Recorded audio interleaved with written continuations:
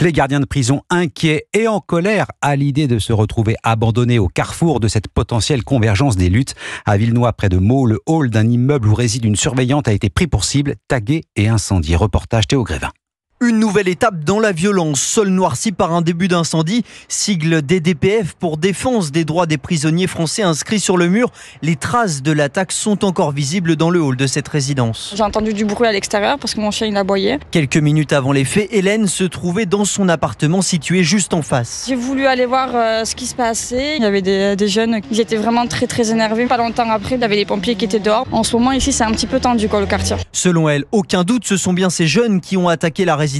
Reste à savoir si la surveillante pénitentiaire était directement visée. Cette habitante de Villenoix depuis 30 ans le redoute. Elle est venue constater les dégâts. Franchement, oui, ça choque. C'est très choquant. Villenoix, c'était un petit village très calme. Et là, depuis quelques années, ça s'est dégradé, quoi. Et ça, c'en est le révélateur. Quelques heures après les faits, le parquet national antiterroriste s'est saisi de l'enquête. La gardienne de prison a, elle, été relogée par l'administration pénitentiaire. Théo Grévin, reportage à Villenoix, en Seine-et-Marne.